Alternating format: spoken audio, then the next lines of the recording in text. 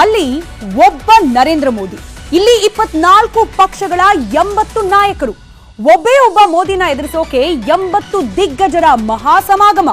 ಕರ್ನಾಟಕದಿಂದಲೇ BJP ಅವನತಿ ಶುರು ಅಂತಾನೆ ಮಹಾ ಒಕ್ಕೂಟದ ನಾಯಕತ್ವ ವಹಿಸಿರೋ ಕಾಂಗ್ರೆಸ್ ಬೆಂಗಳೂರಿನಲ್ಲಿ ಮಹಾ ಗಠಬಂಧನ್ಗೆ ಭರ್ಜರಿ ಔತಣಕೂಟ ಕೊಡ್ತಾ ಇದೆ. ನರೇಂದ್ರ ಮೋದಿ ಶತ್ರುಕೂಟ ಕರುನಾಡ ರಾಜಧಾನಿ ಬೆಂಗಳೂರಲ್ಲಿ ಸೇರಿದೆ. ಒಂದಲ್ಲ ಒಂದು ರಾಜ್ಯದಲ್ಲಿ ಅಧಿಕಾರ ಹಿಡಿದು ದೆಹಲಿಯತ್ತ ಕಣ್ಣು ನೆಟ್ಟ ಪಕ್ಷಗಳು ಸೋನಿಯಾ ನೇತೃತ್ವದಲ್ಲಿ ಹೋಂವರ್ಕ್ ಶುರು ಮಾಡಿವೆ. ಸೋನಿಯಾ ಗಾಂಧಿ, ಕೇಜ್ರಿವಾಲ್, ಸ್ಟಾಲಿನ್, ಲಾಲು, ಖರ್ಗೆ, ನಿತೀಶ್, ಮಮತಾ ಬ್ಯಾನರ್ಜಿ, ಓಮರ್ ಅಬ್ದುಲ್ಲಾ, ಮಾನ್, ಉದ್ಧವ್ ಠಾಕ್ರೆ, ಅಖಿಲೇಶ್ ತಾಜ್ ಹೋಟೆಲ್ಗೆ ಆಗಮಿಸಿದ್ರು. ಬಿಜೆಪಿಯವರ ಅವನತಿ ಕರ್ನಾಟಕದಿಂದ ಪ್ರಾರಂಭ ಆಗಿದೆ. ಮೆಜಾರಿಟಿ ಗೆಲ್ತಾರೆ ಈ ಸಾರಿ ಬಿಜೆಪಿ ಮತ್ತೆ ಅವರ ಮಿತ್ರ ಪಕ್ಷಗಳು ಸೋಲ್ತವೆ. ಈ ಸಾರಿ ಯುಪಿಎ ಮಿತ್ರ ಪಕ್ಷಗಳು ಎಲ್ಲ ಮಹಾಗಠಬಂಧನ್ ಪರ ಕಾಂಗ್ರೆಸ್ ನಾಯಕರು ಬ್ಯಾಟಿಂಗ್ ಮಾಡಿದ್ದು ಕೇಂದ್ರ ಸರ್ಕಾರದ ವಿರುದ್ಧ ಗುಡುಗಿದ್ರು. Manipur is burning last 75 days. One of our prestigious and most strategic state is burning for last 75 days. Not even a concrete initiative to resolve the problem so far. Mahagathbandhan ಸಭೆ ಬಗ್ಗೆ ಮಾಜಿ ಸಿಎಂ ಕುಮಾರಸ್ವಾಮಿ ಕೆಂಡಕಾರಿದ್ದಾರೆ. ಆದರೆ JDS ಬಗ್ಗೆ KC Venugopal ವ್ಯಂಗ್ಯವಾಡಿದ್ದಾರೆ. ಕೇಂದ್ರದ ವಿರುದ್ಧ ಹೋರಾಡಲು ತಾಕತ್ ಬೇಕು, ತಾಕತ್ತಿರೋರಿಗೆ ನಾವು ಆಹ್ವಾನ ನೀಡಬೇಕಿಲ್ಲ ಎಂದು ಪರೋಕ್ಷವಾಗಿ ಕುಮಾರಸ್ವಾಮಿ ಅವರಿಗೆ ಟಾಂಗ್ ಕೊಟ್ಟಿದ್ದಾರೆ. ಈ ಸರ್ಕಾರ ರಚನೆ ಆಗಿ ಈ 2 ತಿಂಗಳಲ್ಲಿ ನಾಡಿನಲ್ಲಿ ಸುಮಾರು 42 ರೈತ ಕುಟುಂಬದ ಆತ್ಮಹತ್ಯೆ ಆಗಿದೆ. ಈ ನಾಡಿನ ನನ್ನ ರೈತ ಬಂಧುಗಳ ಕುಟುಂಬದ ಸಾವಿನ ಸಮಾಧಿಯ ಮೇಲೆ ಈ ಮಹಾಗಠಬಂಧನ್ನ ವಿಜೃಂಭಣೆಯಿಂದ ರಾಜ್ಯ ಬೆಂಗಳೂರು ನಗರದ ಪ್ರಮುಖ ರಸ್ತೆಗಳಲ್ಲಿ ಏನ್ ನಿಮ್ಮ ಕಟೌಟ್ಗಳ ರಾರಾಜಿಸ್ತಾ ಇರ್ತಕ್ಕಂಥದ್ದು, ಇದೇ ಅಲ್ವೇ ನಿಮ್ಮ ಸಾಧನೆ? Those who are courage to fight against this dictatorial rule, they used to come with us. There is no need of invitation at all.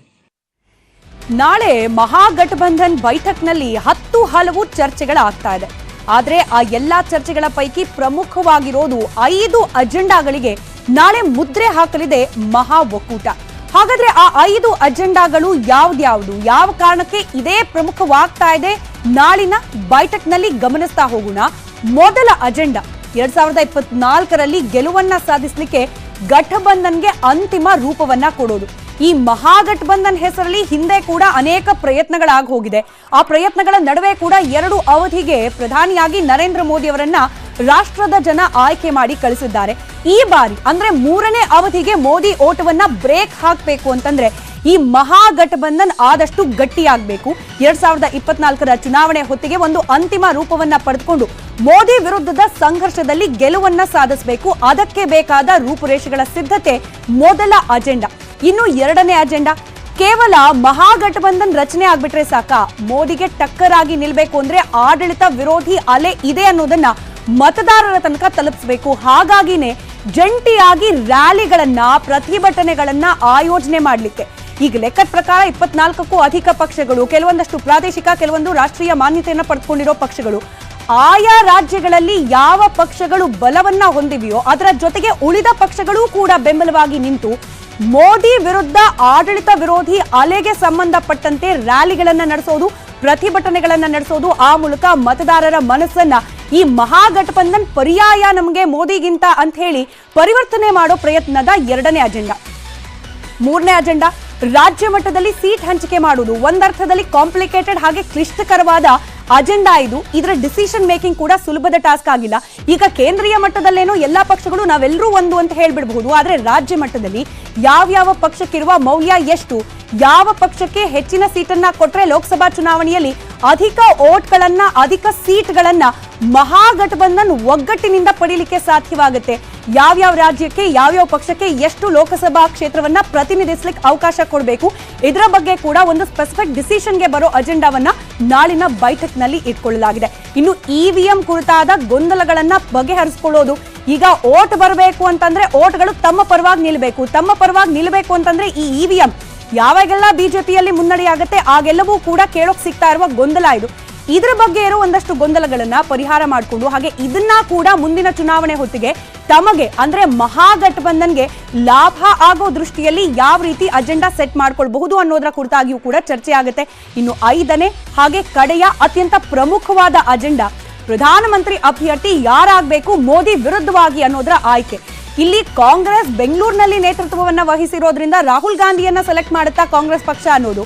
ಆದ್ರೆ ಕಳೆದ ಬೈಠಕನ್ನ ನಾವು ಗಮನಿಸಿದ್ವಿ, ಅಥವಾ ಮಹಾಗಠಬಂಧನ್ನ ಸಭೆಯನ್ನ ಅದಕ್ಕೆ ಬಿಹಾರದ ನಿತೀಶ್ ಕುಮಾರ್ ಅವರು ನೇತೃತ್ವವನ್ನ ವಹಿಸಿದ್ರು. ಹೀಗಾಗಿ ಯಾರನ್ನ ಈಗ ಅನೇಕ ಪ್ರಬಲ ಪ್ರಮುಖ ಪಕ್ಷಗಳು ಹಾಗೆ ಗಟ್ಟಿ ವ್ಯಕ್ತಿತ್ವವುಳ್ಳ ನಾಯಕರುಗಳು ಮಹಾಸಂಗಮ ಈ ಮಹಾಗಠಬಂಧನ್ ಆಗಿರೋದ್ರಿಂದ ಅವರ ಪೈಕಿ ಒಮ್ಮತದ ಪ್ರಧಾನಮಂತ್ರಿ ಅಭ್ಯರ್ಥಿ ಯಾರು ಅನ್ನೋದನ್ನ ಆಯ್ಕೆ ಮಾಡ್ಕೊಳ್ಳೋದು, ಹಾಗೆ ಆಯ್ಕೆಯಾದ ಅಭ್ಯರ್ಥಿ ಮೋದಿ ವಿರುದ್ಧವಾಗಿರುವ ರೇಸ್ನಲ್ಲಿ ಗೆಲ್ಲಲಿಕ್ಕೆ ಯಾವ ರೀತಿ ಸಹಕಾರವನ್ನ ಎಲ್ಲರೂ ಕೊಡಬೇಕು ಅನ್ನೋದನ್ನ ಡಿಸೈಡ್ ಮಾಡ್ಕೊಳ್ಳೋ ಅಜೆಂಡಾವನ್ನ ಕೂಡ ನಾಳಿನ ಬೈಠಕ್ನಲ್ಲಿ ಒಳಪಡಿಸಿಕೊಳ್ಳಲಾಗುತ್ತೆ.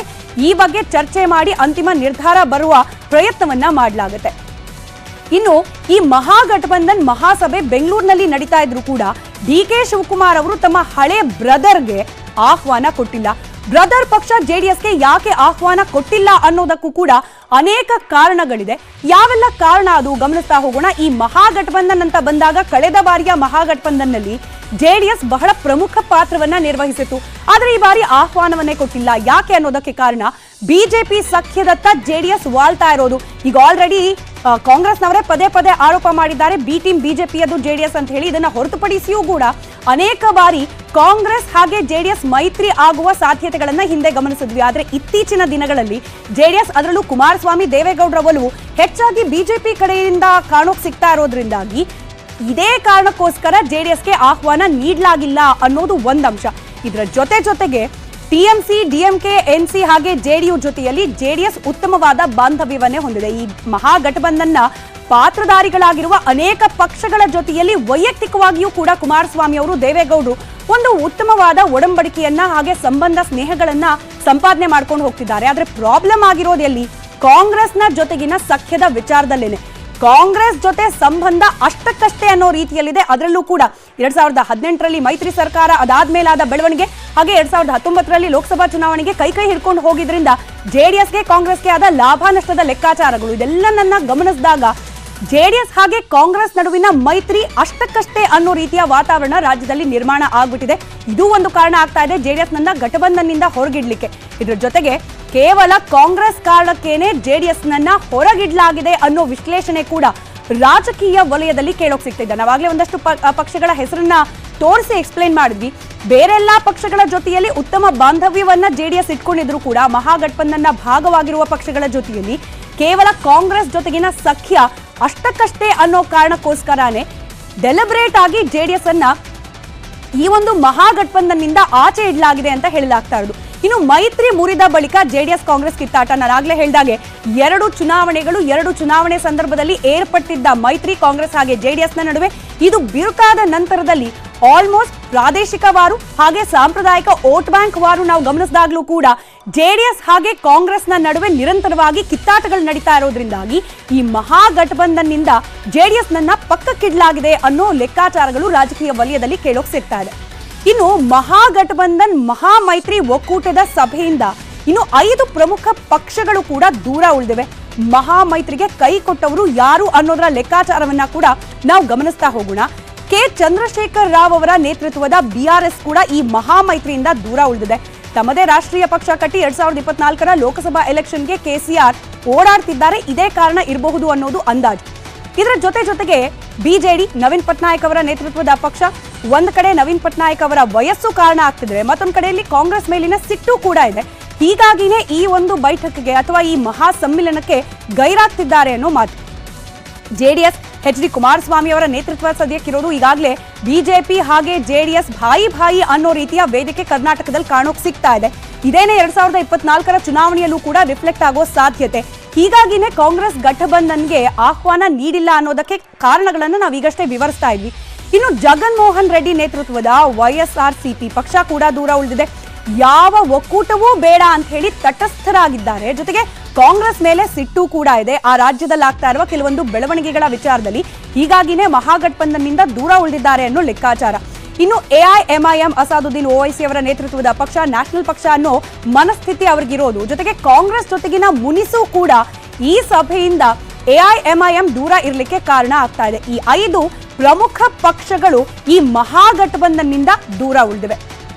ಇದೆಷ್ಟು ಒಂದ್ ಕಡೆ ಆದ್ರೆ ಮೋದಿನ ಸೋಲಿಸ್ತೀವಿ, ಮಖಾಡೆ ಮಲಗಿಸ್ತೀವಿ, 2024ಕ್ಕೆ ಮಣ್ಣು ಮುಕ್ಕಿಸ್ತೀವಿ, ಮಹಾ ಮೈತ್ರಿಕೂಟದ ನಾಯಕರ ಮಾತುಗಳು ಒಂದ ಎರಡ. ಏನಾದ್ರೂ ಮಾಡಿ ಮೋದಿನೇ ಅವರನ್ನ ಟಚ್ ಮಾಡೋಕ್ ಆಗತ್ತಾ ಅಂತಾನೆ ಬಿಜೆಪಿ ಘಟಬಂಧನ್ಗೆ ಟಕ್ಕರ್ ಕೊಟ್ಟಿದ್ದು ಹೀಗೆ. 24 ಪಕ್ಷಗಳ ಮಹಾಗಠಬಂಧನ್ ಬೆಂಗಳೂರಲ್ಲಿ ಠಿಕಾಣಿ ಊರಿ ದಡಬಡನೆ ಕೈಕುಲುಕಿ ಮೋದಿ ವಿರುದ್ಧ ಸಮರ ಸಾರಿವೆ. ಲೋಕಸಭೆ ಚುನಾವಣೆಯಲ್ಲಿ ತಮ್ಮ ಅಸ್ತಿತ್ವದ ಪ್ರಶ್ನೆಯೇ ಅಡಗಿದೆ ಎಂದು ಭಾವಿಸಿ ವಿರೋಧ ಪಕ್ಷಗಳು ಗಂಭೀರವಾಗಿ ಚರ್ಚಿಸುತ್ತಿವೆ. ಆದರೆ ಕಾಶ್ಮೀರದಿಂದ ಕನ್ಯಾಕುಮಾರಿವರೆಗಿನ ದರೋಡೆಕೋರರು ಒಟ್ಟಿಗೆ ಸೇರುತ್ತಿದ್ದಾರೆ. ಮತ್ತೆ ಮೋದಿ ಬಂದ್ರೆ ಜೈಲೇ ಗತಿ ಅಂತ ಬಿಜೆಪಿ ವಾರ್ನ್ ಮಾಡುತ್ತಿದೆ. ಇವರೆಲ್ಲ ಒಂದೇ ಒಂದು ಭಯ, ನರೇಂದ್ರ ಮೋದಿ ಅವರು ಇನ್ನೊಮ್ಮೆ ಈ ದೇಶದ ಪ್ರಧಾನಮಂತ್ರಿ 2024 ಇವರೆಲ್ಲರಿಗೂ ಜೈಲೇ ಗತಿ ಅನ್ನುವಂಥದ್ದು ಗೊತ್ತಾಗಿದೆ. ಆ ಉದ್ದೇಶದಿಂದ ಕಾಶ್ಮೀರದಿಂದ ಕನ್ಯಾಕುಮಾರಿವರೆಗೆ ಇರುವಂಥ ಎಲ್ಲ ದರೋಡೆಕೋರಗಳ ಒಕ್ಕೂಟ ಎಂದು ಬೆಂಗಳೂರಲ್ಲಿ ಸೇರ್ತಾ ಇದೆ. ಇದೊಂದು ಫೋಟೋ ಶೋ ಬಿಟ್ರೆ ಇನ್ನೇನು ಶೋ ಆಗಲ್ಲ. ಇಲ್ಲಿ ಬರೋದು ಒಂದು ಎಲ್ಲರೂ ಕೈ ಎತ್ತಿ ನಿಂತ್ಕೊಂಡು ಒಂದು ಫೋಟೋ ಶೋ ಕೊಡ್ತಾರೆ. ಇವ್ರು ಯಾರಿಗೂ ಸಿದ್ಧಾಂತಗಳಿಲ್ಲ. ನೀವೇನೇ ನಾಟಕ ಆಡಿದ್ರು ಕೂಡ ಈ ರಾಜ್ಯದ ಮತ್ತು ಈ ದೇಶದ ಪ್ರಜ್ಞಾವಂತ ಮತದಾರರು ಕೇಂದ್ರದಲ್ಲಿ 2024 ನಡೀತಕ್ಕಂಥ ಲೋಕಸಭಾ ಚುನಾವಣೆಯಲ್ಲಿ ಮತ್ತೊಮ್ಮೆ ಭಾರತೀಯ ಜನತಾ ಪಕ್ಷ ಅಧಿಕಾರಕ್ಕೆ ಬರ್ತದೆ. ಮೋದಿನ ಮಣಿಸೋಕೆ ವಿರೋಧಿ ಶಕ್ತಿಗಳೆಲ್ಲ ಒಗ್ಗಟ್ಟಾಗಿ ಬೆಂಗಳೂರಿನಲ್ಲಿ ಸಭೆ ಮಾಡ್ತಿವೆ. ಹಾಗಂತ ಮೋದಿ ಕೈ ಕಟ್ಟಿ ಕೂತ್ಕೊಂಡಿಲ್ಲ. ಹಳೆ ದೋಸ್ತಿಗಳನ್ನ ಒಗ್ಗೂಡಿಸುತ್ತಿದ್ದಾರೆ. ನಾಳೆ ದೆಹಲಿಯಲ್ಲಿ NDA ಮಹಾ ಮೈತ್ರಿಗೆ ಆಹ್ವಾನ ನೀಡಲಾಗಿದೆ. ಕುತೂಹಲ ಏನಪ್ಪಾ ಅಂದ್ರೆ ನಾಳೆ ಮೋದಿ ಮೈತ್ರಿ ಸಭೆಗೆ ಜೆಡಿಎಸ್ ಹೋಗುತ್ತಾ ಅನ್ನೋದು. ವಿರೋಧ ಪಕ್ಷಗಳು ಶಸ್ತ್ರಾಭ್ಯಾಸ ಆರಂಭಿಸುತ್ತಿವೆ. ಇನ್ನೊಂದು ಕಡೆ ಮೋದಿ ನೇತೃತ್ವದ NDA ಕೂಡ ಶಸ್ತ್ರಕೋಠಿ ಬಲಪಡಿಸಿಕೊಳ್ಳುತ್ತಿದೆ. ಹಾಲಿ ದೋಸ್ತಿಗಳ ಜೊತೆ ಈ ಹಿಂದೆ ದೂರಾದವರನ್ನೂ ಸೆಳೆಯಲು ಮೋದಿ ಮುಂದಾಗಿದ್ದಾರೆ. ಆದ್ದರಿಂದ ನಾಳೆ ದೆಹಲಿಯಲ್ಲಿ ಮಹತ್ವದ ಸಭೆ ನಡೆಯಲಿದ್ದು ನಮೋ ನಾಯಕತ್ವಕ್ಕೆ 30 ಪಕ್ಷಗಳು ಜೈ ಎನ್ನುವ ಸಾಧ್ಯತೆ ಇದೆ. ಆಂಧ್ರಪ್ರದೇಶದ ತೆಲುಗುದೇಶಂ ಪಕ್ಷದ ಜೊತೆ ಪವನ್ ಕಲ್ಯಾಣ್ ನೇತೃತ್ವದ ಜನಸೇನಾ ಕೂಡ ಮೋದಿ ಜೊತೆಯಾಗೋ ಸಾಧ್ಯತೆ ಇದೆ. ಶಿರೋಮಣಿ ಅಕಾಲಿದಳ, ಕಾನ್ರಾಡ್ ಸಂಗ್ಮಾ ನೇತೃತ್ವದ NPP, ನೈಪುರಿಯೋ ನಾಯಕತ್ವದ NDPP, ಅನುಪ್ರಿಯಾ ಪಟೇಲ್ ರವರ ಅಪ್ನಾದಳ್, ಅಟಾವಳೆ ಅವರ RPIA, ಶಿಂಧೆ ನೇತೃತ್ವದ ಶಿವಸೇನಾ, ಅಜಿತ್ ಪವಾರ್ ಅವರ NCP ನಾಳೆ ಸಭೆಗೆ ಬರಲಿವೆ. LJPಯ ಚಿರಾಗ್ ಪಾಸ್ವಾನ್ ಈಗಾಗಲೇ 6 ಲೋಕಸಭೆ ಸ್ಥಾನದ ಜೊತೆ 1 ರಾಜ್ಯಸಭಾ ಸ್ಥಾನ ಕೇಳಿದ್ದಾರಂತೆ. नेशनल डेमोक्रेटिक अलायंस की बैठक कुल मिलाकर के अभी तक 38 हमारे पार्टनर्स जो हमारे NDA के पार्टनर्स हैं उनकी कंफर्मेशन आ चुकी है. Now for tomorrow's meeting specifically been called and coordinated by very senior ministers and we are looking forward to see how the NDA policies should be taken into the people and also the progress in Telugu states, and especially the larger focus would be on AP politics. ನಾಳೆ ಅಥವಾ ಇವತ್ತು ಮಾಜಿ CM Kumaraswamy Delhi flight ಹತ್ತಲಿದ್ದಾರೆ ಎನ್ನಲಾಗ್ತಿದೆ. ಈಗಾಗಲೇ ತೆರೆಮರೆಯಲ್ಲಿ ಮಾತುಕತೆ ನಡೆದಿದ್ದು JDS BJP ಮಧ್ಯೆ ಕ್ಷೇತ್ರ ಹಂಚಿಕೆಯೊಂದೇ ಬಾಕಿ ಉಳಿದಿದೆ ಎನ್ನಲಾಗ್ತಿದೆ. ಆದರೆ ಕುಮಾರಸ್ವಾಮಿ ಮಾತ್ರ ನನ್ನನ್ನ NDA ಆಹ್ವಾನಿಸಿಲ್ಲ, ಮಹಾಗಠಬಂಧನ್ ಅವರು ಆಹ್ವಾನಿಸಿಲ್ಲ ಅಂತ ಅಚ್ಚರಿಯ ಹೇಳಿಕೆ ಕೊಟ್ಟರು. ಯಾವುದೇ ರೀತಿಯ ಮಹಾಗಠಬಂಧನ್ದು ಆಹ್ವಾನ ಇಲ್ಲ, NDA ಇಂದಲೂ ಆಹ್ವಾನ ಇಲ್ಲ. ಅದು ಬಂದಾಗ ನೋಡೋಣ. ಯಾವ ರಾಷ್ಟ್ರ ರಾಜಕಾರಣದ್ದು ಒಲವಿಲ್ಲ, ಕೇಂದ್ರದಲ್ಲಿ ಮಂತ್ರಿ ಮಾಡ್ತಕ್ಕಂಥದ್ದು ಅದೇನಪ್ಪ ಕೆಲವರು ಬರಿತಾ ಇದ್ದಾರೆ ಮಂತ್ರಿ ಆಗ್ಲಿಕ್ಕೆ ಹೊರಟಿದ್ದಾರೆ ಅಂತೇಳಿ. ಯಾವ ಮಂತ್ರಿ ಸ್ಥಾನವೂ ಇಲ್ಲ, ಯಾವ ವಿರೋಧ ಪಕ್ಷ ಸ್ಥಾನವೂ ಇಲ್ಲ, ನಾಯಕನೂ ಇಲ್ಲ. ಒಬ್ಬ ಸಾಮಾನ್ಯ ಸದಸ್ಯನಾಗಿ, ವಿಧಾನಸಭಾ ಸದಸ್ಯನಾಗಿ ನನ್ನ ಡ್ಯೂಟಿ ಏನು ಮಾಡಬೇಕು, ನಾಡಿನ ಜನತೆಯ ಪರವಾಗಿ ಧ್ವನಿ ಎತ್ತಬೇಕು. ಹೀಗೆ ಕುಮಾರಸ್ವಾಮಿ ಇಲ್ಲ ಅಂತ ಹೇಳ್ತಿದ್ರು ಕೂಡ ಮೈತ್ರಿ ಅಂತ ಆಗೋದಾದ್ರೆ ಒಂದಷ್ಟು ಕೊಡು ತೆಗೆದುಕೊಳ್ಳೋ ಲೆಕ್ಕಾಚಾರಗಳಂತೂ ಆಗೇ ಆಗತ್ತೆ. ಹಾಗಾದ್ರೆ ಈ ಮೈತ್ರಿಯ ಸಾಧ್ಯತೆಯ ನಡುವೆ ಕುಮಾರಸ್ವಾಮಿ ಅವರಿಟ್ಟಿರುವ ಡಿಮ್ಯಾಂಡ್ಗಳು ಯಾವುದು? ಅದಕ್ಕೆ NDAನಿಂದ ಸ್ಪಂದನೆ ಲಭ್ಯವಾಗುವ ಸಾಧ್ಯತೆ ಎಷ್ಟರ ಮಟ್ಟಿಗಿದೆ ಗಮನಿಸ್ತಾ ಹೋಗೋಣ. ಇನ್ ಕೇಸ್ ಮೈತ್ರಿ ಆಗೋದೇ ಆದ್ರೆ 7 ರಿಂದ 8 ಲೋಕಸಭಾ ಕ್ಷೇತ್ರಕ್ಕೆ ಜೆಡಿಎಸ್ ಬೇಡಿಕೆಯನ್ನ ಇಟ್ಟಿದೆ. ಯಾವ್ದು ಕ್ವಿಕ್ ಆಗಿ ಗಮನಿಸ್ತಾ ಹೋಗೋಣ. ಕೋಲಾರ, ಮಂಡ್ಯ, ಚಿಕ್ಕಬಳ್ಳಾಪುರ, ಹಾಸನ, ಬೆಂಗಳೂರು ಗ್ರಾಮಾಂತರ, ಬೆಂಗಳೂರು ಉತ್ತರ, ಮೈಸೂರು, ತುಮಕೂರು 7 ರಿಂದ 8 ಲೋಕಸಭಾ ಕ್ಷೇತ್ರದಿಂದ ಜೆಡಿಎಸ್ ಕ್ಯಾಂಡಿಡೇಟ್ಗೆ ಬಿಜೆಪಿ ಕ್ಯಾಂಡಿಡೇಟ್ ಹಾಕದೆ ಬೆಂಬಲವನ್ನ ನೀಡಬೇಕು ಅನ್ನೋದು ಮೊದಲ ಡಿಮ್ಯಾಂಡ್. ಇದಕ್ಕೆ ಒಪ್ಪುತ್ತಾ ಬಿಜೆಪಿ ಅನ್ನೋ ಪ್ರಶ್ನೆಗೆ ಕೊಟ್ಟರೂ ಕೂಡ 7 ರಿಂದ 8 ಅಲ್ಲ, ಬದಲಾಗಿ ಕೇವಲ 3 ರಿಂದ 4 ಕ್ಷೇತ್ರವನ್ನ ಮಾತ್ರ ಜೆಡಿಎಸ್ಗೆ ಬಿಟ್ಟುಕೊಡೋ ಸಾಧ್ಯತೆ ಇದೆ ಅನ್ನೋದು ಸದ್ಯಕ್ಕೆ ಲಭ್ಯವಾಗ್ತಿರುವ ಮಾಹಿತಿ. ಇನ್ನು ವಿರೋಧ ಪಕ್ಷದ ನಾಯಕ ಬಿಜೆಪಿಗೆ ಇನ್ನೂ ಕೂಡ ಸಿಕ್ಕಿಲ್ಲ. ಆ ಸಿಕ್ಕದೇ ಇರೋ ಬಿಟ್ಟ ಸ್ಥಳ ತುಂಬಿ ಅನ್ನೋ ಜಾಗದಲ್ಲಿ ಕುಮಾರಸ್ವಾಮಿ ಅನ್ನೋ ಹೆಸರು ಬರಬೇಕು ಅನ್ನೋ ಡಿಮ್ಯಾಂಡ್ ಬೇರೆ ಪ್ರತ್ಯೇಕವಾಗಿ. ಇದರ ಜೊತೆಗೆ ಕೇಂದ್ರ ಸಚಿವ ಸಂಪುಟದಲ್ಲಿ 1 ಸಚಿವ ಸ್ಥಾನವನ್ನ ಜೆಡಿಎಸ್ನವರಿಗೆ ಬಿಟ್ಕೊಡ್ಬೇಕು ಅನ್ನೋ ಮನವಿಯನ್ನ ಕೂಡ ಡಿಮ್ಯಾಂಡ್ ರೂಪದಲ್ಲಿ ಇಟ್ಟಿದ್ದಾರೆ ಕುಮಾರಸ್ವಾಮಿ ಅವರು ಅನ್ನೋದು. ಇನ್ನು ಮೈತ್ರಿ ಆದ್ರೆ ಎಲ್ಲಾ ಡಿಮ್ಯಾಂಡ್ಗಳಿಗೆ ಸ್ಪಂದನೆ ಸಿಗೋ ಡೌಟ್ ಇದೆ. ಬದಲಾಗಿ ಇನ್ ಕೇಸ್ ಏನಾದ್ರೂ ವಿಲೀನಾನೇ ಆಗ್ ಹೋಗ್ಬಿಟ್ರೆ ಲೆಕ್ಕಾಚಾರ ಕೂಡ ಸದ್ಯಕ್ಕೆ ನಡೀತಾ ಇದೆ. ಇದು ಬಿಜೆಪಿ ಮುಂದೆ ಜೆಡಿಎಸ್ ಇಟ್ಟಿರುವ ಒಂದಷ್ಟು ಡಿಮಾಂಡ್ಗಳ ಲಿಸ್ಟ್ ಆದ್ರೆ ಜೆಡಿಎಸ್ ನಡೆನೇ ಯಾವ ಕಡೆ ಯಾರ ಕಡೆ ಈ ಪ್ರಶ್ನೆಗೆ ಸದ್ಯಕ್ಕೆ ಉತ್ತರ ಸಿಕ್ಕಂತಿದೆ. ಗಠಬಂಧನ್ಗೆ ಬೈತಾನೆ ರಾಜಕೀಯದಲ್ಲಿ ಬದಲಾವಣೆ ಅನಿವಾರ್ಯ ಅಂತ ಬಿಜೆಪಿ ಸಖ್ಯದ ಸುಳಿವನ್ನ ಬಿಟ್ಕೊಟ್ರು ದಳಪತಿ. ಎಲ್ಲಕ್ಕಿಂತ ಶಾಕಿಂಗ್ ವಿಷಯ ಇದೆ. ಅದೇನ್ ಗೊತ್ತಾ? ಸಿದ್ದು ಸರ್ಕಾರದ ಮೇಲೆ ಹಾಕಿರೋ 500 ಕೋಟಿಯ ಹೊಸ ಬಾಂಬ್. ತಾಜ್ ವೆಸ್ಟ್ ಎಂಡ್ ನಲ್ಲಿ ಮಹಾಗಠಬಂಧನ್ ಸಭೆ ಏನಂತೀರಾ? ಗಠಬಂಧನ ಯಾಕೆ ಮಾಡ್ತಾವ್ರೆ? ಯಾತಕ್ಕೆ ಮಹಾಗಠಬಂಧನ ಅವ್ರು ಮಾಡ್ತಾ ಇರೋದು? ಅಧಿಕಾರ ಬೇಕು ಅಂತ ಅಲ್ವಾ? ತಾಜ್ ವೆಸ್ಟ್ ಎಂಡ್ ಅಲ್ಲಿ ಇದ್ರೆ ಮಾನ ಅಪರಾಧ. ಇವ್ರು ಎಲ್ಲಾನು ಕರ್ಸ್ಕೊಂಡು ಅಲ್ಲೇ ಈಗ ಅವರೇ ರೂಮಲ್ಲಿ ಅವ್ರು ಮಾಡೋದು ಘನಂದಾರಿ ಕೆಲಸ. ನಮ್ಮದು ಮಾತ್ರ ಮಾನ ಅಪರಾಧ. ನಾವಿದ್ರೆ ಗಠಬಂಧನ್ಗೆ 2024ಕ್ಕೆ ಲಾಭ ಸಿಗುತ್ತಾ? ನಾನು ಓದ್ ತಗೊಂಡಲ್ಲ, ಬಂದೆಲ್ಲ ಕೈ ಎತ್ಕೊಂಡೆ ನಿಂತಿದ್ದು. 24 ಪಾರ್ಟಿಯವ್ರು ಬಂದು ನಿಂತ್ಕೊಂಡಿದ್ದು ವಿಧಾನಸೌಧ ಮುಂಭಾಗದಲ್ಲಿ.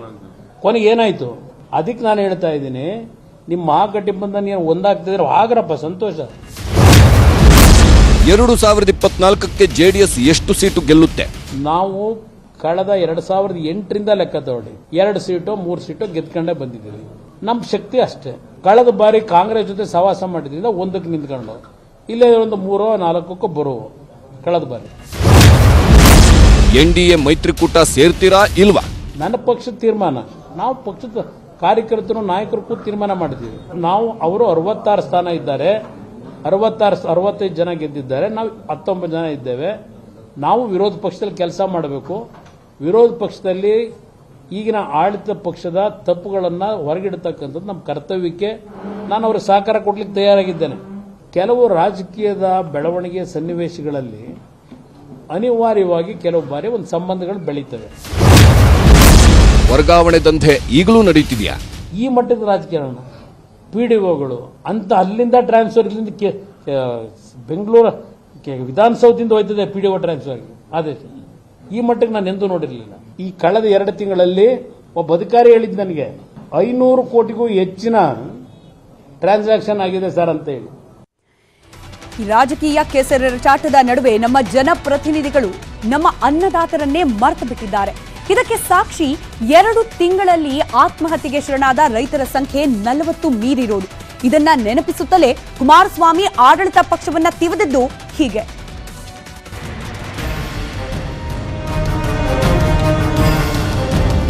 ಕರ್ನಾಟಕವೊಂದು ಬಿಟ್ಟು ದೇಶದ ಬಹುತೇಕ ಎಲ್ಲ ರಾಜ್ಯಗಳಲ್ಲಿ ಉತ್ತಮ ಮಳೆಯಾಗ್ತಿದೆ. ಮುಂಗಾರು ಪೂರ್ವ ಮಳೆಯ ಕೊರತೆ, ಮಳೆ ಮಾರುತಗಳ ಆಗಮನ ವಿಳಂಬ, ತಡವಾಗಿ ಬಂದರೂ ಮಳೆ ಕೊರತೆ ಆಗಿದ್ದಕ್ಕೆ ರಾಜ್ಯದ ರೈತ ಸಮುದಾಯ ಕಂಗಾಲಾಗಿದೆ. ಅದಕ್ಕೆ ಇಂಬು ನೀಡುವಂತೆ ಕಳೆದ 2 ತಿಂಗಳಲ್ಲಿ 42 ರೈತರು ಆತ್ಮಹತ್ಯೆ ಮಾಡಿಕೊಂಡಿದ್ದಾರೆ.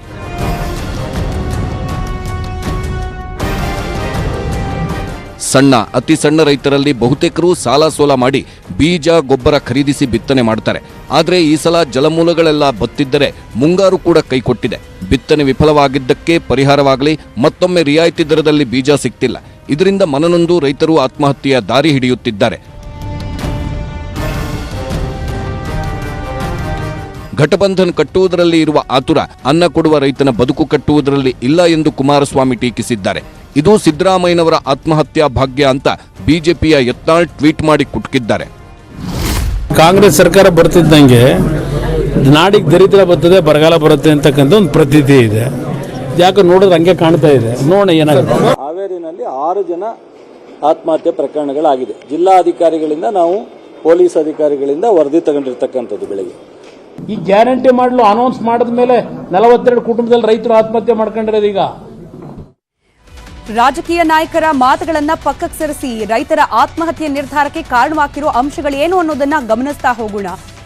ಈಗ ಆತ್ಮಹತ್ಯೆಗೆ ಶರಣಾಗಿರುವ ಬಹುತೇಕ ರೈತರ ಪೈಕಿ ಬಹುತೇಕರು ಸಣ್ಣ ಹಾಗೆ ಅತಿ ಸಣ್ಣ ರೈತರು. ಅಂದ್ರೆ ಕೇವಲ ನಿರ್ದಿಷ್ಟ ಭೂಮಿಯನ್ನ ತಮ್ಮದಾಗಿಸಿಕೊಂಡು ಅದರಲ್ಲಿ ಬೆಳೆ ಬೆಳೆದು ಬದುಕನ್ನ ಸಾಗಿಸುವ ಪ್ರಯತ್ನವನ್ನ ಮಾಡ್ತಾ ಇರುವಂತಹ ಬಡ ರೈತರು. ಸಾಲ ಸೋಲ ಮಾಡಿ ಬೀಜ ಖರೀದಿ ಮಾಡ್ತಾರೆ, ರಸಗೊಬ್ಬರ ಖರೀದಿ ಮಾಡ್ತಾರೆ. ಆ ಸಾಲವನ್ನ ತೀರಿಸ್ಲಿಕ್ಕೆ ಸಾಧ್ಯವಾಗದೆ ಶೂಲದಲ್ಲಿ ಸಿಲುಕಾಕೊಳ್ತಿದ್ದಾರೆ. ಮತ್ತೊಂದು ಕಡೆಯಲ್ಲಿ ಮುಂಗಾರು ಪೂರ್ವ ಹಾಗೆ ಮುಂಗಾರು ಮಳೆ ಈ ಬಾರಿ ನಿಗದಿತ ಪ್ರಮಾಣದಲ್ಲೂ ಆಗಿಲ್ಲ, ನಿಗದಿತ ದಿನಾಂಕದಂದು ಕೂಡ ಆಗಿಲ್ಲ. ಹೀಗಾಗಿ ಬೆಳೆ ಬೆಳೆಯಲಿಕ್ಕೂ ಕೂಡ ಸಾಧ್ಯವಾಗದಂತ ಪರಿಸ್ಥಿತಿ ಅನ್ನದಾತರದ್ದು. ಅದರಲ್ಲೂ ಈಗ ಮಳೆ ಆಗ್ಬಹುದು, ಆಗ ಮಳೆ ಆಗಬಹುದು ಅಂತ ಹೇಳಿ ನಂಬ್ಕೊಂಡು 2 ಸಲ ಬಿತ್ತನೆ ಬೇರೆ ಮಾಡಿಬಿಟ್ಟಿದ್ದಾರೆ ರೈತರು. ಅದಕ್ಕೆ ಎಕ್ಸ್ಟ್ರಾ ಖರ್ಚು ಬೇರೆ. ಇದೂ ಕೂಡ ವಿಫಲವಾಗಿರೋದು ರೈತರನ್ನ ಮತ್ತಷ್ಟು ಕಂಗಾಲಾಗಿಸ್ತಾ ಇದೆ. ಹಾಗೆ ಬಿತ್ತನೆಯ ಖರ್ಚು ಕೂಡ ಕೈಗೆ ವಾಪಸ್ ಸಿಗದೆ ಆರ್ಥಿಕವಾಗಿ ಸಂಕಷ್ಟಕ್ಕೆ ಸಿಲುಕೋಗ್ಬಿಟ್ಟಿದ್ದಾರೆ ರೈತರು. ಕಳೆದ ವರ್ಷ ಅತಿಯಾದ ಮಳೆ, ಅತಿವೃಷ್ಟಿ, ಇದರಿಂದಾಗಿಯೂ ಕೂಡ ಲಾಸ್, ನಷ್ಟ. ಅದಾದ ಮೇಲೆ ಇದೀಗ ಬರದ ಬರೆ ಬೇರೆ ಬೀಳ್ತಾ ಇದೆ. ಹೀಗಾಗಿ ಎರಡೂ ಕಾರಣದಿಂದಾಗಿಯೂ ಬ್ಯಾಕ್ ಟು ಬ್ಯಾಕ್ ವರ್ಷಾನುವರ್ಷ ರೈತರು ನಷ್ಟದ ಹಾದಿಯಲ್ಲೇ ಹೋಗ್ತಾ ಇರೋದು. ಮಾಡಿರೋದು ಅಲ್ಪ ಪ್ರಮಾಣದ ಸಾಲವಾದರೂ ಕೂಡ ಅದನ್ನ ತೀರಿಸಲಿಕ್ಕೆ ಸಾಧ್ಯವಾಗದಂತಹ ಹತಾಶ ಪರಿಸ್ಥಿತಿ ರೈತರದ್ದಾಗ್ತಾ ಇದೆ. ಇನ್ನು ಸಾಲ ತೀರಿಸೋಕೆ ಆಗಲ್ಲ ಅನ್ನೋ ಕಾರಣಕ್ಕೇನೆ ಮನನೊಂದು ಬೇರೆ ದಾರಿ ಕಾಣದೆ ಸಾವಿಗೆ ಶರಣಾಗ್ತಾ ಇದ್ದಾರೆ ಅನ್ನದಾತರು. ಹಾಗಾದ್ರೆ ಈ 2 ತಿಂಗಳ ಅವಧಿಯಲ್ಲಿ ರಾಜ್ಯದ ಯಾವ್ಯಾವ ಜಿಲ್ಲೆಯಲ್ಲಿ ಎಷ್ಟು ಮಂದಿ ಅನ್ನದಾತರು ಇಂತಹ ನಿರ್ಧಾರಕ್ಕೆ, ಅಂದ್ರೆ ಆತ್ಮಹತ್ಯೆಯಂತಹ ನಿರ್ಧಾರಕ್ಕೆ ಮುಂದಾದ್ರು ಅನ್ನೋದನ್ನ ಗಮನಿಸ್ತಾ ಹೋಗೋಣ.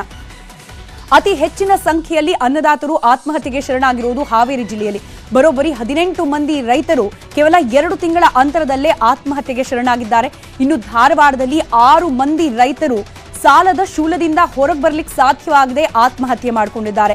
ಇನ್ನು ಮೈಸೂರು ಭಾಗದ ರೈತರು ಕೂಡ ಅಲ್ಪ ಪ್ರಮಾಣದಲ್ಲಿ ಮಳೆಯಾದ್ರೂ ಕೂಡ ಬೆಳೆದ ಬೆಳೆ ಕೈ ಸೇರ್ತಾ ಇಲ್ಲ ಅನ್ನೋ ಕಾರಣಕ್ಕೆ, ಸಾಲ ತೀರಿಸಲಿಕ್ಕೆ ಆಗ್ತಿಲ್ಲ ಅನ್ನೋ ಕಾರಣಕ್ಕೆ ಆತ್ಮಹತ್ಯೆಗೆ ಶರಣಾದವರು 3 ಮಂದಿ. ಇತ್ತ ಮಲೆನಾಡು ಶಿವಮೊಗ್ಗದಲ್ಲೂ ಕೂಡ 3 ರೈತರು ಆತ್ಮಹತ್ಯೆಯ ಹಾದಿಯನ್ನ ತುಳಿದಿದ್ದಾರೆ. ಬೀದರ್ನಲ್ಲೂ ಕೂಡ 3 ಅನ್ನದಾತರು ಆತ್ಮಹತ್ಯೆಯನ್ನ ಮಾಡಿಕೊಂಡಿದ್ದಾರೆ. ಇತ್ತ ವಿಜಯನಗರದಲ್ಲೂ ಕೂಡ ಕಳೆದ 60 ದಿನಗಳ ಅಂತರದಲ್ಲೇ 3 ರೈತರು ಆತ್ಮಹತ್ಯೆಗೆ ಶರಣಾಗಿದ್ದಾರೆ. ಇನ್ನು ಬಳ್ಳಾರಿಯಲ್ಲಿ 2 ರೈತರು ಆತ್ಮಹತ್ಯೆಯ ಹಾದಿಯನ್ನ ತುಳಿದಿದ್ರೆ, ಯಾದಗಿರಿ, ಚಿಕ್ಕಬಳ್ಳಾಪುರದಲ್ಲಿ ತಲಾ ಒಬ್ಬೊಬ್ಬ ರೈತರು ಆತ್ಮಹತ್ಯೆಯ ಹಾದಿಯನ್ನ ಹಿಡಿದಿದ್ದಾರೆ. ಇತ್ತ ಕೊಪ್ಪಳದಲ್ಲೂ ಕೂಡ ಓರ್ವ ರೈತ ಆತ್ಮಹತ್ಯೆಗೆ ಶರಣಾಗಿದ್ದಾರೆ. ಗದಗದಲ್ಲೂ ಕೂಡ ಓರ್ವ ರೈತ ಆತ್ಮಹತ್ಯೆಯ ಹಾದಿಯನ್ನ ತುಳಿದಿದ್ದಾರೆ. ಇದು ಒಂದ್ ಕಡೆ ಆದ್ರೆ, ಮತ್ತೊಂದ್ ಕಡೆ ರಾಜಕೀಯ ಸುದ್ದಿ ಸಮಾಚಾರ. 21ನೇ ತಾರೀಖುವರೆಗೆ ನಿಗದಿ ಆಗಿದೆ ಬಜೆಟ್ ಅಧಿವೇಶನ. ಆದ್ರೆ ಇವತ್ತಿನ ಕಲಾಪ ಬಹುತೇಕ ನೀರಸ. ಆಡಳಿತ ಪಕ್ಷದ ಬಹುತೇಕ ಸದಸ್ಯರು ಗೈರಾಗಿದ್ದು ಇದಕ್ಕೆ ಕಾರಣ. ಆದ್ರೂ ಇದ್ದವರೇ ಸದ್ದಿಲ್ಲದೆ ಆಗ್ಬೇಕಾದ ಕೆಲಸವನ್ನ ಮಾಡಿ ಮುಗಿಸಿದ್ದು ಇಂಟ್ರೆಸ್ಟಿಂಗ್. ಮಹಾಘಟಬಂಧನ್ ನಾಯಕರ ಸ್ವಾಗತದಲ್ಲಿ ನಿರತರಾಗಿರೋ ಮಂತ್ರಿ ಮಹೋದಯರಿಂದ ವಿಧಾನಸಭೆ ಕಲಾಪ ಖಾಲಿಯಾಗಿತ್ತು. ಸದನ ಶುರುವಾಗ್ತಿದ್ದಂತೆ ಬಿಜೆಪಿಯವರು ಸ್ಪೀಕರ್ ಮೇಲೆ ಸಿಟ್ಟಾದ್ರು. ಅಧ್ಯಕ್ಷರೇ, ಖಾಲಿ ಆಗ್ತಾ ಇದೆ. ಒಂದು ಎಲ್ಲರನ್ನು ಕರೆಸಿ ದಯವಿಟ್ಟು ಮೀಟಿಂಗ್ ಅಲ್ಲಿ ಇದ್ದಾರೆ, ಬರ್ತಾರೆ. ಅರ್ಜೆಂಟ್ ಮಾಡ್ಬಿಡಿ. ಪ್ರತಿಯೊಂದು ಕೂಡ ಅರ್ಜೆಂಟ್ ಮಾಡೋದು ಸಮಸ್ಯೆಗೆ ಪರಿಹಾರ ಅಲ್ಲ. ಈ ತರ ಗವರ್ಮೆಂಟ್ಗೆ ಸೆಟಲ್ ಕೊಟ್ರೆ ಹಾಗೆಲ್ಲ ಯಾವ್ದು ಘನತೆ ಗೌರವ ಕಡಿಮೆ ಆಗ್ತದೆ. ಮಾಡುದೇ ಸರ್ಕಾರಕ್ಕೆ ಎಷ್ಟು ಸತಿ ಇದೆ? 1 ದಿವಸ 2 ಸತಿ, ಪ್ರತಿ ಬಾರಿನೂ ಹಿಂಗೆ. ಮಂತ್ರಿಗಳಿಲ್ಲ, ಸಿಎಂ ಇಲ್ಲ, ಡಿಸಿಎಂ ಇರಲಿಲ್ಲ. ಬೆರಳೆಣಿಕೆಯಷ್ಟು ಬಿಜೆಪಿ ಶಾಸಕರಿದ್ರು, ಪ್ರತಿಪಕ್ಷ ನಾಯಕರಿಲ್ಲದಿದ್ರು ವಿಧಾನಸಭೆ ಕಲಾಪದಲ್ಲಿ ಸ್ಪೀಕರ್ ಹಲವು ವಿಧೇಯಕಗಳಿಗೆ ಅಂಗೀಕಾರ ಕೊಟ್ಟರು. 2023ನೇ ಸಾಲಿನ ಎಪಿಎಂಸಿ ತಿದ್ದುಪಡಿ ವಿಧೇಯಕ ಅಂಗೀಕಾರ, 2023ನೇ ಸಾಲಿನ ಕರ್ನಾಟಕ ಸರಕು ಮತ್ತು ಸೇವೆಗಳ ತೆರಿಗೆ ತಿದ್ದುಪಡಿ ವಿಧೇಯಕ, 2023ನೇ ಸಾಲಿನ ವಿಧಾನಮಂಡಲ ಅನರ್ಹತಾ ನಿವಾರಣಾ ತಿದ್ದುಪಡಿ ವಿಧೇಯಕ, ಕರ್ನಾಟಕ ಸಾರ್ವಜನಿಕ ಸಂಗ್ರಹಣೆಯಲ್ಲಿ ಪಾರದರ್ಶಕತೆ ತಿದ್ದುಪಡಿ ವಿಧೇಯಕ. ಈ 4 ಪ್ರಮುಖ ವಿಧೇಯಕಗಳನ್ನ ಕಾನೂನು ಸಚಿವ ಎಚ್.ಕೆ. ಪಾಟೀಲ್ ಜೊತೆ ಚರ್ಚಿಸಿದ ಸ್ಪೀಕರ್ ಧ್ವನಿಮತದ ಮೂಲಕ ಅಂಗೀಕಾರ ಮಾಡಿದ್ರು. ಆಗ ಇದ್ದಷ್ಟು ಬಿಜೆಪಿ ಶಾಸಕರು, ಜೆಡಿಎಸ್ ಶಾಸಕರು ಸರ್ಕಾರದ ವಿರುದ್ಧ ಸದನದ ಬಾವಿಗಿಳಿದು ಧಿಕ್ಕಾರ ಕೂಗಿದಾಗ ಕಲಾಪ ಮುಂದೂಡಿಕೆ ಆಯಿತು. ಮಳೆ ಮಳೆ ಮಳೆ. ಉತ್ತರ ಭಾರತದ ಕೆಲ ರಾಜ್ಯಗಳಂತೂ ಶಾಪಗ್ರಸ್ತವಾದಂತೆ ಮಳೆಯಿಂದ ಕೊಚ್ಚಿ ಹೋಗ್ತಾ ಇವೆ.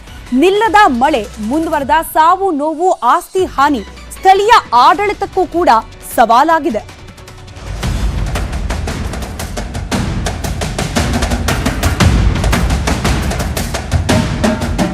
ಮಹಾದೇವ್ ಪಾನಿ ಜಲಪಾತ ನೋಡೋಕೆ 50ಕ್ಕೂ ಹೆಚ್ಚು ಜನ ಪ್ರವಾಸಕ್ಕೆ ಹೋಗಿದ್ರು.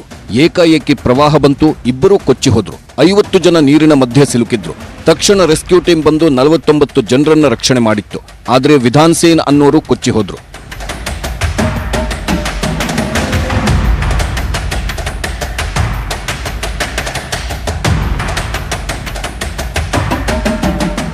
ಹಿಮಾಚಲ ಪ್ರದೇಶದ ಮಂಡಿಯಲ್ಲಿ ಭೂಕುಸಿತ ಆಗಿ ರಸ್ತೆ ಜಾಮ್ ಆಗಿತ್ತು. ಜೆಸಿಬಿ ಮೂಲಕ ತೆರವು ಮಾಡುತ್ತಿದ್ದಾಗಲೇ ಬಂಡೆಗಳು ಕುಸಿದು ಬಿದ್ದಿವೆ. ಅದೃಷ್ಟಕ್ಕೆ ಜೆಸಿಬಿ ಚಾಲಕ ಕೂದಲೆಳೆ ಅಂತರದಲ್ಲಿ ಬಚಾವಾದ.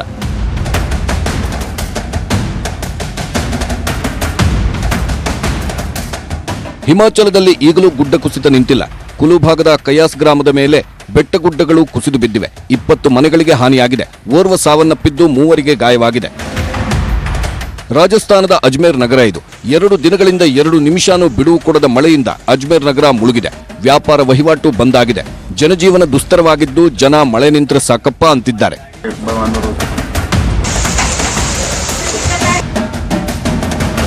ये पुलिस स्पोर्ट्स का गोडाउन है। ದೆಹಲಿಯಲ್ಲಿ ನಿನ್ನೆಯಿಂದ ಮತ್ತೆ ಜೋರು ಮಳೆ. ರಾತ್ರಿ ಸುರಿದ ಮಳೆಗೆ ದೆಹಲಿ ರಸ್ತೆಗಳು ಮತ್ತೆ ಮುಳುಗಿವೆ. 10 ದಿನದಿಂದಲೂ ಅದೇ ನರಕ ಯಾತನೆ. ಸಣ್ಣ ಪುಟ್ಟ ರಸ್ತೆಗಳಲ್ಲಿ ನೀರನ್ನ ಹೊರಹಾಕಿದ್ರು. ಆದರೆ ಮತ್ತೆ ಮಳೆ ಬಂದು ದೆಹಲಿಯನ್ನ ಮತ್ತೆ ಮುಳುಗಿಸಿಬಿಡುತ್ತಿದ್ದಾನೆ ವರುಣ.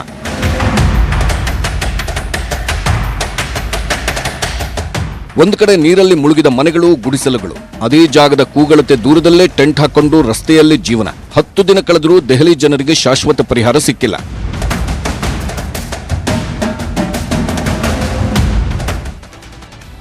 ಒಂದು ಕಾಲ ಆಯ್ತು, ಭಾರತ ತನ್ನ ಸೈನ್ಯದ ಬಲವನ್ನ ಹೆಚ್ಚಿಸಿಕೊಳ್ಳೋಕೆ ಬೇರೆ ದೇಶದ ಆಸರೆಯನ್ನ ಪಡಿತಾ ಇತ್ತು.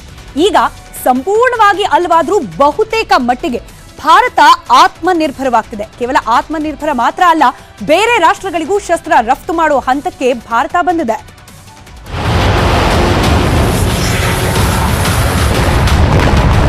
ಭಾರತ ಶಸ್ತ್ರಾಸ್ತ್ರ ಆಮದುದಾರ ದೇಶ ಅಂತ ಕೇಳಿ ಸಾಕಾಗಿತ್ತು. ಅದ್ಯಾವ ಕಾಲಕ್ಕೆ ನಾವು ರಷ್ಯಾ, ಅಮೆರಿಕಾದಂಥ ದೇಶಕ್ಕೆ ನಾವು ಯಾವ ಕಾಲಕ್ಕೆ ಶಸ್ತ್ರಾಸ್ತ್ರ ರಫ್ತು ಮಾಡ್ತೀವೋ ಅಂತ ಕನಸು ಕಾಣ್ತಿದ್ವಿ. ಆದರೆ ಆ ಅಚ್ಚೆ ದಿನ ಆಲ್ರೆಡಿ ಬಂದ್ಬಿಟ್ಟಿದೆ. ರಷ್ಯಾ ಅಧ್ಯಕ್ಷ ವ್ಲಾದಿಮಿರ್ ಪುಟಿನ್ ಬ್ರಹ್ಮೋಸ್ ನಮಗೆ ಕೊಡಿ ಅಂತ ಕೇಳುತ್ತಿದ್ದಾರಂತೆ. ಬ್ರಹ್ಮೋಸ್ ಅನ್ನ ಭಾರತ ರಷ್ಯಾ ಜಂಟಿಯಾಗಿ ತಯಾರಿಸಿವೆ. ಬ್ರಹ್ಮೋಸ್ ಸೂಪರ್ಸಾನಿಕ್ ಕ್ರೂಸ್ ಮಿಸೈಲ್ ಎನ್ನಿಸಿಕೊಂಡಿದ್ದು ಭೂಮಿ, ಆಗಸ, ಸಮುದ್ರದಿಂದಲೂ ಉಡಾಯಿಸಬಹುದು. ಸುಖೋಯ್, ತೇಜಸ್ನಿಂದಲೂ ಬ್ರಹ್ಮೋಸ್ ಅನ್ನ ಉಡಾಯಿಸಬಹುದು. ವಿಶೇಷವೆಂದರೆ ರಷ್ಯಾ ಬಳಿಯೂ ಬ್ರಹ್ಮೋಸ್ ಮೀರಿಸುವ ಅಸ್ತ್ರಗಳಿಲ್ಲ. ರಷ್ಯಾದ P-800ಗಿಂತಲೂ ಬ್ರಹ್ಮೋಸ್ ಬಲಶಾಲಿ ಎನ್ನಿಸಿಕೊಂಡಿದ್ದು 300ರಿಂದ 500 ಕಿಲೋಮೀಟರ್ ರೇಂಜ್ ಹೊಂದಿದೆ. ಈ ಘಾತಕ ಅಸ್ತ್ರಕ್ಕಾಗಿ ವಿವಿಧ ದೇಶಗಳು ಬೇಡಿಕೆ ಇಡ್ತಿವೆ. ರಷ್ಯಾಗೆ ಸದ್ಯ ಉಕ್ರೇನ್ ವಿರುದ್ಧ ದಾಳಿಗೆ ಪ್ರಬಲ ಅಸ್ತ್ರಗಳ ಅಗತ್ಯವಿದೆ. ಅದೇ ಕಾರಣಕ್ಕೆ ಬ್ರಹ್ಮೋಸ್ ಅನ್ನ ಖರೀದಿಸಲು ರಷ್ಯಾ ಮುಂದಾಗಿದೆ. ಒಂದು ವೇಳೆ ರಷ್ಯಾ ಉಕ್ರೇನ್ ಯುದ್ಧದಲ್ಲಿ ಬ್ರಹ್ಮೋಸ್ ಬಳಕೆಯಾದರೆ ಭಾರತದ ಶಸ್ತ್ರದ ಶಕ್ತಿ ಜಗತ್ತಿಗೆ ಗೊತ್ತಾಗಲಿದೆ. ಆಗ ಬ್ರಹ್ಮೋಸ್ಗೆ ಮತ್ತಷ್ಟು ಬೇಡಿಕೆ ಬರಲಿದೆ. ಸೀಮಾ ಹೈದರ್, ನೀವು ಸೋಷಿಯಲ್ ಮೀಡಿಯಾದಲ್ಲಿ ಈಕೆ ಬಗ್ಗೆ ನೋಡೇ ಇರ್ತೀರಿ.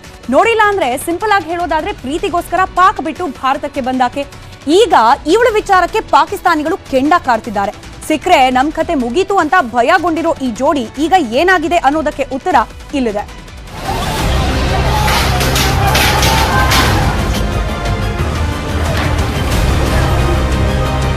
ಮುಸ್ಲಿಂ ದೇಶ ಪಾಕಿಸ್ತಾನದಲ್ಲಿ ಹಿಂದೂಗಳು ಬದುಕೋದೇ ಕಷ್ಟ. ಇದೀಗ ಪಬ್ಜಿಯಲ್ಲಿ ಪ್ರೀತಿಸಿ ಭಾರತಕ್ಕೆ ಬಂದ ಪಾಕಿಸ್ತಾನಿ ಮಹಿಳೆ ಸೀಮಾ ಹೈದರ್ ವಿರುದ್ಧ ಪಾಖಂಡಿಗಳು ಸಿಡಿದೆದ್ದಿದ್ದಾರೆ. ಪಾಕಿಸ್ತಾನದ ದಕ್ಷಿಣ ಸಿಂಧ್ ಪ್ರಾಂತ್ಯದಲ್ಲಿ ಹಿಂದೂ ದೇವಾಲಯದ ಮೇಲೆ ದಾಳಿ ನಡೆಸಿದ್ದಾರೆ. ಸಣ್ಣ ದೇವಾಲಯ, ಹಿಂದೂ ಸಮುದಾಯದವರ ಮನೆಗಳ ಮೇಲೆ ದಾಳಿ ನಡೆಸಿದ್ದಾರೆ. ರಾಕೆಟ್ ಲಾಂಚರ್ಗಳನ್ನು ಹಾರಿಸಿ ದರ್ಪ ಮೆರೆದಿದ್ದಾರೆ. और जो धमकी आई है सिंध के जो डाकुओं का ग्रुप था, वो धमकी जो आई है पिछले 24 आवर्स के अंदर, वो ये थी धमकी कि हम और हिंदू मंदिर को गिराएंगे अगर सीमा हैदर को वापस नहीं भेजा. इस तरह की हरकतें पाकिस्तान ओपनली कर रहा है. ಪಾಕಿಸ್ತಾನಿ ಮಹಿಳೆ ಸೀಮಾ ಹೈದರ್ ಇದೀಗ ತನ್ನ ಕುಟುಂಬ ಹಾಗೂ ನೆರೆಹೊರೆಯವರಿಂದ ಬಹಿಷ್ಕಾರಕ್ಕೊಳಗಾಗಿದ್ದಾಳೆ. ಸೀಮಾ ಕುಟುಂಬಸ್ಥರು, ಸಂಬಂಧಿಕರು ಪಾಕಿಸ್ತಾನಕ್ಕೆ ವಾಪಸ್ ಬರೋದು ಬೇಡ ಎಂದು ಹೇಳಿದ್ದಾರೆ. ಕೆಲವರಂತೂ ಸೀಮಾಳನ್ನ ಕೊಲ್ಲಬೇಕು ಅಂತಿದ್ದಾರೆ. वो अगर इस्लाम छोड़ देता है तो उसकी सज़ा जो है वो सज़ाए मौत है. जो इस्लाम से मुड़ जाएगा, इस्लाम से चला जाएगा, उसे मुर्तद कहते हैं. और मुर्तद की जो सज़ा है वो वाजिबुल क़त्ल है. ಅಚ್ಚರಿಯ ಬೆಳವಣಿಗೆ ಒಂದರಲ್ಲಿ ಸೀಮಾ ಹೈದರ್ ಹಾಗೂ ಆಕೆಯ ಭಾರತೀಯ ಪತಿ ಸಚಿನ್ ನಾಪತ್ತೆಯಾಗಿದ್ದಾರೆ. ಪಕ್ಕದ ಮನೆಯವರನ್ನ ಕೇಳಿದ್ರೆ ಜುಲೈ 13ರ ಬಳಿಕ ನೋಡೇ ಇಲ್ಲ ಎನ್ನುತ್ತಿದ್ದಾರೆ. ಆದ್ದರಿಂದ ಕೇಂದ್ರ ಸರ್ಕಾರದ ವಿರುದ್ಧ ಕಾಂಗ್ರೆಸ್ ಕಿಡಿಕಾರಿದೆ. ದಿನದ ಮತ್ತಷ್ಟು ಪ್ರಮುಖ ಸುದ್ದಿಯನ್ನ ಕ್ವಿಕ್ ಆಗಿ ನೋಡೋಣ ಸೂಪರ್ ಸ್ಪೀಡ್ನಲ್ಲಿ. ರಾಜ್ಯದ ಎಲ್ಲಾ ಮುಜರಾಯಿ ದೇವಸ್ಥಾನಗಳಲ್ಲಿ ಭಕ್ತಾದಿಗಳು ಇನ್ಮುಂದೆ ಮೊಬೈಲ್ ಬಳಕೆ ಮಾಡುವಂತಿಲ್ಲ. ದೇವಸ್ಥಾನ ಪ್ರವೇಶಕ್ಕೂ ಮುನ್ನವೇ ಮೊಬೈಲ್ಗಳನ್ನ ಸ್ವಿಚ್ ಆಫ್ ಮಾಡಬೇಕು. ಬೆಳಗಾವಿಯಲ್ಲಿ ಜೈನ ಮುನಿ ಕಾಮಕುಮಾರ ನಂದಿ ಮಹಾರಾಜ ಹತ್ಯೆ ಖಂಡಿಸಿ ಜೈನ ಸಮುದಾಯದ ಸದಸ್ಯರು ದೆಹಲಿಯ ಜಂತರ್ ಮಂತರ್ನಲ್ಲಿ ಪ್ರತಿಭಟನೆ ನಡೆಸಿದರು. ರಾಯಚೂರು ಜಿಲ್ಲೆ ಬಂಗಾಳಿ ಕ್ಯಾಂಪ್ನಲ್ಲಿ ವಿವಾದಿತ ಪೋಸ್ಟ್ ಹಾಕಿದ್ದಕ್ಕೆ 50ರಿಂದ 60 ಮುಸ್ಲಿಂ ಯುವಕರು ಗಲಾಟೆ ಮಾಡಿದ್ದಾರೆ. ದೇವಸ್ಥಾನಕ್ಕೂ ನುಗ್ಗಿದ್ದಾರೆ. ಅಕ್ಬರ್, ಶಾಮೇದ್, ತಜಾದ್ದೀನ್, ಸಮೀರ್ ಸೇರಿದಂತೆ 5ರನ್ನ ಬಂಧಿಸಲಾಗಿದೆ. ನಟ ಸುದೀಪ್ ಮಾನನಷ್ಟ ಮೊಕದ್ದಮೆ ಹೂಡಿದ ಹಿನ್ನೆಲೆಯಲ್ಲಿ ನಿರ್ಮಾಪಕ ಎಂಎನ್ ಕುಮಾರ್ ಚಿತ್ರರಂಗದ ಮೇಲೆ ಒತ್ತಡ ಹಾಕೋಕೆ ಮುಂದಾಗಿದ್ದಾರೆ. ದಂಡದ ಭೀತಿ ಹಿನ್ನೆಲೆಯಲ್ಲಿ ನಿರ್ಮಾಪಕ ಕುಮಾರ್ ಫಿಲ್ಮ್ ಚೇಂಬರ್ ಮುಂದೆ ಪ್ರತಿಭಟನೆ ನಡೆಸಿದ್ರು. ದೇಶದ ವಿವಿಧ ನಗರಗಳಲ್ಲಿ ವಶಪಡಿಸಿಕೊಂಡಿರುವ 2416 ಕೋಟಿ ಬೆಲೆಯ 1,44,000 ಕೆಜಿ ಮಾದಕ ವಸ್ತುಗಳನ್ನು ಅಮಿತ್ ಶಾ ವರ್ಚುವಲ್ ಉಪಸ್ಥಿತಿಯಲ್ಲಿ ನಾಶ ಮಾಡಲಾಗಿದೆ. ಖ್ಯಾತ ನಟ ಸಂಜಯ್ ದತ್ ನಾಡದೇವತೆ ಮೈಸೂರು ಚಾಮುಂಡೇಶ್ವರಿ ದರ್ಶನವನ್ನ ಪಡೆದಿದ್ದಾರೆ. ಕೆಡಿ ಶೂಟಿಂಗ್ಗೆ ಬಂದಿರೋ ಸಂಜು ಬಾಬಾ ಜೊತೆ ನಿರ್ದೇಶಕ ಪ್ರೇಮ್ ಕೂಡ ದೇವಿ ದರ್ಶನ ಪಡೆದುಕೊಂಡ್ರು. ರಾಜಸ್ಥಾನದ ಅಜ್ಮೇರ್ನಲ್ಲಿ ಕಾಲೇಜ್ ಯುವತಿಯರ ಮೇಲೆ ನಡೆದ ನಿರಂತರ ದೌರ್ಜನ್ಯ ಕೇಸ್ ಸಿನಿಮಾ ರೂಪ ಪಡಿತಾ ಇದೆ. ಇದೀಗ ಅಜ್ಮೇರ್ 1992 ಸಿನಿಮಾದ ಟ್ರೇಲರ್ ರಿಲೀಸ್ ಆಗಿದೆ. ಇದು ಇವತ್ತಿನ ಸೂಪರ್ ಪ್ರೈಮ್ at 9 ನೋಡ್ತಾ ಇರಿ ನ್ಯೂಸ್ 18 ಜಾಲ ನಮ್ಮದು ಬಲ ನಿಮ್ಮದು.